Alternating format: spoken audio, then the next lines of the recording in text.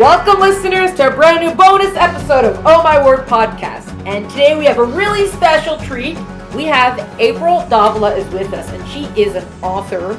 Just wait until you hear about this book, and also co-founder of a very important meeting, which is a mindful writing community. Oh, what is that? We're going to find out all about it. April, welcome to the podcast. Thank you for having me. It's good to be here.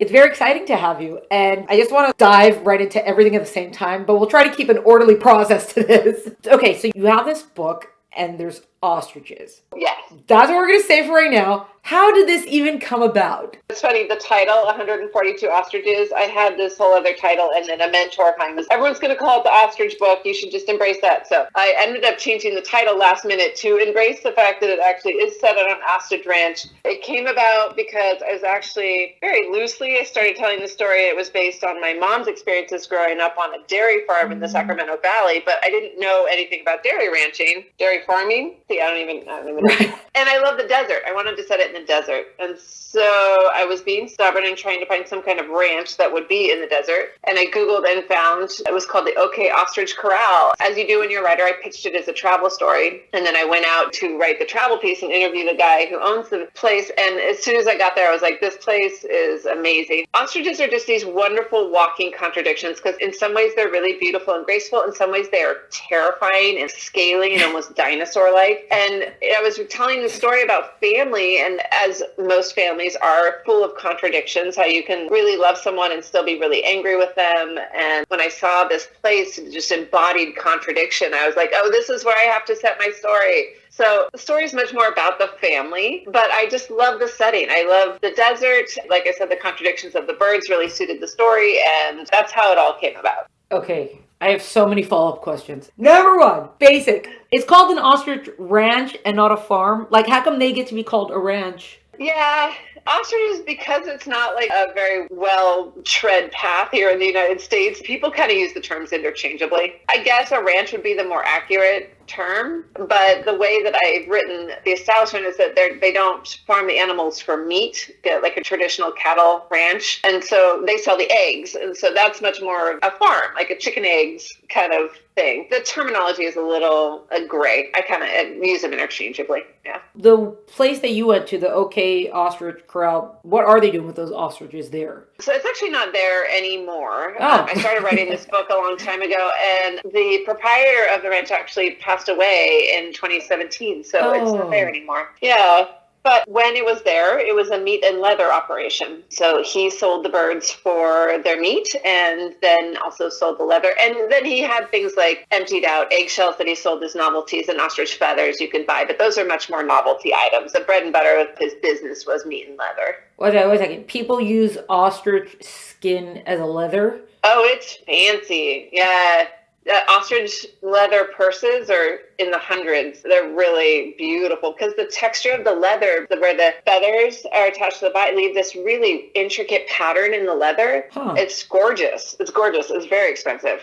Wow. Okay. I don't even own anything made of ostrich leather. I've pined over a few of the items over the years, but I just couldn't justify the expense. And then the meat he was selling locally, within the U.S., he was selling that? Yeah, mostly locally. There's a market for it in Vegas. The eggs are also kind of a novelty item. You'll see them in Vegas buffets. You'll hard boil them and then slice them up like egg steaks almost. Yeah, so I mean, it's a niche. It's a niche kind of thing. But yeah, there's enough of a market to keep a business going. This is crazy. Okay. And then also you said, I was looking for a book and writing in the desert. What does that mean? I was looking to write a book. Was this a lifelong dream of yours, or how did that even happen? Yeah, that's such a good question, too. I was in a writing program. I had this instinct that I wanted to be a writer. I hadn't had much luck at it yet, but part of my master's program is that I had to write the first half of a novel to graduate, and I wanted to write a novel and was kind of struggling with what was it going to be. I would continue to struggle with that question for many years after I graduated, so it's not like I solved it when I found the Ostrich Ranch, but that was probably the biggest step forward that I took with the story as I was figuring it out. So you kind of wrote part of it just for the master's, and you didn't finish it for some time after that?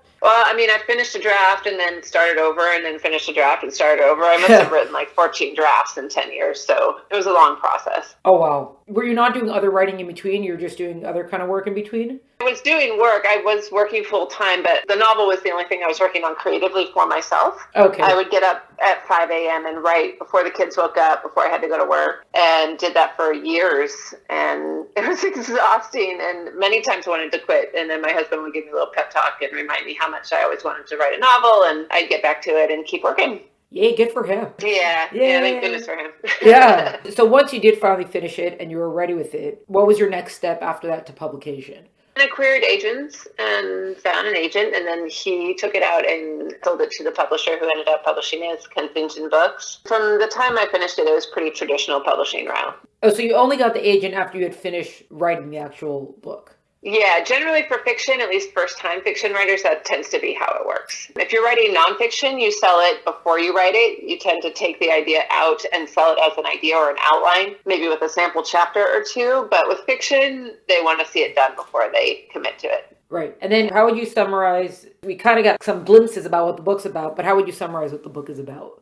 So it's basically the story of a young woman, Tallulah Jones, whose grandmother leaves her the ostrich ranch when she dies. And the middle generation, who gets skipped over for the inheritance, all comes to town for the funeral, and they're pissed off about being passed over for the inheritance. And all of the family skeletons come out of the closet. Like I said, it's much more about the family than the ostriches. It's really about that main character trying to decide, is she going to keep the ranch? Is she going to fold to the pressure of the rest of the family? And about her deciding on what path she's going to take in her own life. Would you say that with or without the ostrich farm, you still have the core of your story is all there, but the ostrich farm is just kind of giving it like a new kind of setting to a familiar sort of story? Yes, okay. Absolutely. The story itself is really about a family dealing with the death of the matriarch, and that is a story that has been told. I mean, I'm a firm believer in the fact that there is no new story you can tell. Right. There's only different ways of telling them, and that was one of the reasons I liked setting on the ostrich ranch or farm or whatever you'd like to call it, is that it just gave it a kind of a new angle. It really is the inheritance. The ostrich ranch is the inheritance. So again, that's a story we've heard before of a young woman and her inheritance and what's she going to do with it. But I had never seen a story about this particular kind of inheritance, and my character is not quite like any other character that I've seen before. And to me, that's the essence of good storytelling, is to make a story that you've heard before new and interesting and fresh. Yes, absolutely. Did you sort of have this story in mind before you figured out where you were going to set it, or it didn't come to you until you figured out the setting? It took many iterations, even after I found the setting. Because you know what, I didn't realize, and this is, it's kind of embarrassing that I didn't realize this, but for many, many drafts, for years, I went around and around on the story, not realizing that I was writing a story about a family who, they're really good at ignoring each other's problems and their own problems. Like, they figuratively have their heads in the sand. And I had been writing this story about a family with their heads in the sand, and I'd set it on Ostrich Ranch, and I didn't even realize that until I was on the last draft. And then I was like, oh my God, I can't believe I didn't even realize that. And so it's about this young woman pulling her head out of the sand, figuratively, and taking a good hard look at her own life and deciding how she wants to move forward. Ah, very good. Even though it does make sense, and it's kind of funny when you say that, but there's a lot of writers who go through so many drafts and they don't really figure out the story. And that's part why they have to go through so many drafts, because they're narrowing it down. Yeah. I don't know if you remember off the top of your head, because I don't want to put you on the spot with this, but are there maybe one or two kind of crazy facts about ostriches you found out at the farm, or even about the care of them, or anything about that? Oh my gosh. I know so much ostrich trivia at this point. So one of my favorites is that Johnny Cash was almost killed by an ostrich. What? Yeah, he was out at some ranch or something, and he was recovering from one of his bouts with addiction and with drugs. And so he was getting sober, and he was taking a long walk, and he came across this ostrich that was living on this land, and he didn't have the sense to walk away, and the bird attacked him. And the way they attack is that they kind of flutter up in front of you, and they kick downward. They have these big claws on their front toes to gut you, basically. And then your guts fall out, and you die. But he was wearing this, as Johnny Cash was wont to do, giant belt buckle. And so the bird cut him at the sternum, but then hit the belt buckle and wasn't able to disembowel him. So his belt buckle saved his life, but he was attacked by an ostrich. Oh my goodness. And I love that story.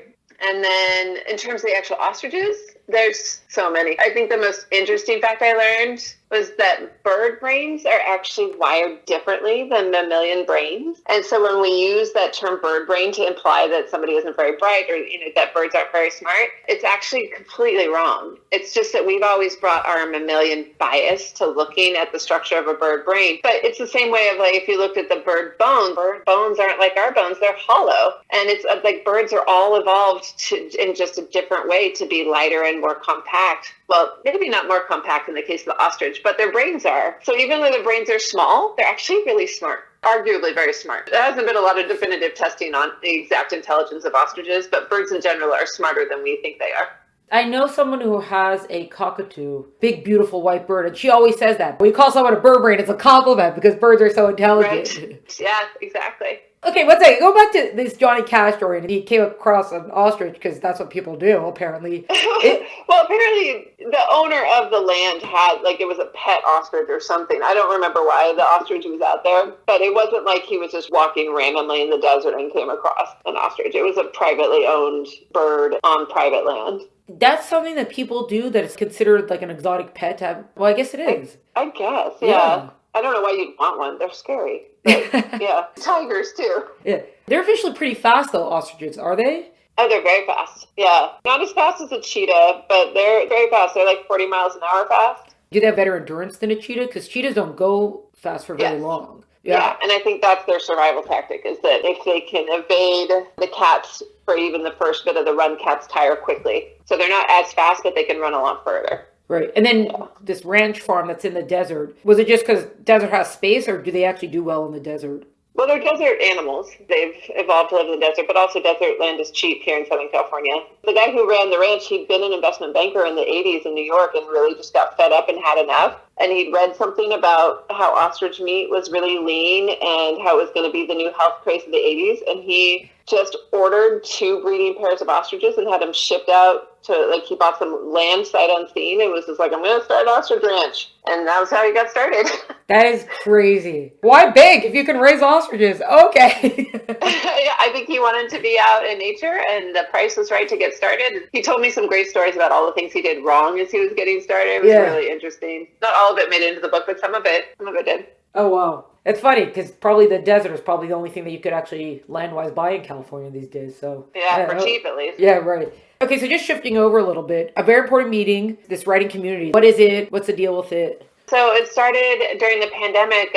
Acquaintance of mine, we both realized that we were leading once a week with some just writer friends. We were hosting online meetings where we were writing, but we would start with a short 10-minute meditation and then we'd write for about an hour. And we were doing almost the exact same thing. And so then we started covering for each other if one of us was going camping or something. And then when we asked the people who were in the groups, how could this be more useful to you? The overwhelming response was, we want more meetings. So we got a few more teachers on board. We added more meetings. So we're up to 17 meetings a week now. Wow. It's all donation based. We ask for $5 if people can swing it. If not, no big deal. Everybody's welcome. Every meeting is the same basic structure where we just do a silent insight meditation for 10 minutes to focus our minds. And then we go immediately into our writing. And then when the hour is up, we hang out for 15 minutes and just kind of talk like writers do. We talk about what we're reading, what we're writing. We don't do any writing prompts. Nobody has to read their work. It's very low pressure, but it's just been this wonderful community. It has been the silver lining of the pandemic for me. I've met so many wonderful writers, and it's a pretty self-selecting group of people who want to meditate for a few minutes and then focus on their writing. Across the board, just a great group of people, and it's continuing to grow, but it still feels very intimate. You probably get 7 or 8 people per meeting, and I'm just loving it. It makes me very happy. Nice. When you say this meditation thing, is there a prompt for that, or it's just everyone let's just clear our minds sort of thing? So I'm a trained mindfulness instructor. I'm trained in the School of Insight Meditation. So I do guide the meditations, but pretty minimally. So I'll kind of walk you through like, okay, now we do this and now focus on your breath. So I give really basic instruction, but I keep it pretty simple. And most of the teachers that we do, again, it's very niche. Like we have one woman, Faith, she is an ordained Buddhist nun, as well as a memoir writer and a travel writer. And so trying to find people who really fit that very narrow niche to join us as teachers has been a bit of a challenge, but when we do find people who fit, they're great. They're just wonderful teachers. And the meditations, again, very simple because it's only 10 minutes and mostly guided, but also time for just having a little bit of quiet before we get to our writing. Okay. The meditation, it has nothing to do with the writing per se. It's just about relaxing and focusing. Yeah, focusing your mind, letting go of everything else. At the end of my meditations, I do kind of invite people to bring to mind what they're planning to write as they transition from the meditation into the writing. But the meditation isn't about writing per se in any way, no. And then the hour of writing that follows, everyone's doing their own thing, but we're all doing it together sort of thing. Yeah, everyone's muted and you're just writing, but when you look up, you'll see on the Zoom screen, you see everybody else is also just working away on their writing. This was the part that surprised me most, is I didn't think that would be very interesting or motivating or have any influence on my writing at all, but there is something about looking up and seeing these people that you've logged on with and they're all writing, and so you keep your butt in the chair and you keep writing, Right. And then when the hour's up, we talk a little bit, and it's just, it's great. I really like it. Yeah, because when you hear, we meditate, then we all just quietly write. It sounds like, but at the same time, when you allot the time, it's kind of what it is. You're in a lot of the time, you're part of a group. But why do the people who are leading the session, you call them teachers? They are meditation teachers. Officially, we call them meeting leaders, because there's not a lot of teaching. We don't really teach anything, but they are teachers by trade. Oh, okay. Yeah, because I was going to ask if there was some sort of writing lesson thing, whatever going on. No, generally not. Though most of us do have other things that we teach. I have writing classes that I teach, and I do some writing coaching. But when I'm leading the meetings for a very important meeting, that's all I'm doing, is just leading the meditation and then making sure I sound the timer when the hour is up so everybody knows that the time is done. Yeah, that makes sense. Right. No. It doesn't even matter what someone's writing. You have no idea what they're writing. Yeah. That's part of the brilliance of it, though, is that I know for myself as a writer, I'm often hesitant to join a writing group because I don't know, are these writers, are they more beginner than me, or are they more advanced than me? And then the anxiety around them, what if I'm not good enough? Right? I don't want to have to share what I'm writing right now because it's not very good. First draft stuff, I don't want to share it. You don't have to. If we have people in the group who are working on their fourth novel. We have New York Times journalists. We have people who've never written anything and they're just writing in their journal because that's what they've decided they want to do for their New Year's resolution. And we have every shade of writer you can imagine, screenwriters, poets, nonfiction, memoir, fiction, short stories. And it doesn't matter. We all just get together and just write whatever we're working on and then hang out a little bit. And even in the hanging out part, we don't share the work. I usually go around and be like, hey, how'd the writing go for everybody? And everyone will be like, hey, I had a good morning. Or, yeah, I'm struggling a little bit, but that's about as deep as we get into what we're working on. And then we'll transition into what people are reading, or maybe someone has finished an essay and they're not sure what to do with it. And someone else will be like, oh, I heard an editor is looking for just that kind of piece. Like, we'll give each other advice. It's very organic. We try not to shape that last portion too much. We just let it be whatever it's going to be. Well, that's great. The other people that you set it up with, you were independently leading groups, and then you're like, hey, I'm doing that too. Let's make a community. Well, and that was the weirdest thing, is that me and this other woman, Paulette, who's my co-founder, we had independently come to the exact same structure. She was doing it on Saturday mornings and I was doing it on Friday, but we both had come to what worked best was about a 10-minute meditation and then about an hour of writing and then a little bit of hangout time. And so it was just such a natural fit to merge the groups together, help each other in leading the meetings when we needed to, and then adding more meetings. It just really grew easily, very easily. Wow. Do you have meetings almost every day of the week now? We have 3 meetings a day on weekdays and then one on Saturday morning and one on Sunday morning. Is that when you do most of your writing, or do you do a lot of writing also outside that time? It is part of my writing. So I lead the 9:30 a.m. Pacific time meeting Monday through Friday. I usually start writing at 8 when the kids leave for school. And then at 9:30, I'll pause to open up the Zoom room and welcome everybody. And I lead the meditation and then get back to my writing. So it's kind of a little break for me in the middle of my writing day, but I try to write from 8 to noon every day. Wow. Now that you've said it, it seems, of course you'll do this. But putting in the meditation, was that something that you had heard somewhere or put in? Or that's something that you also kind of organically came to of, I think this is good, what's going to help to get into the writing mode sort of thing?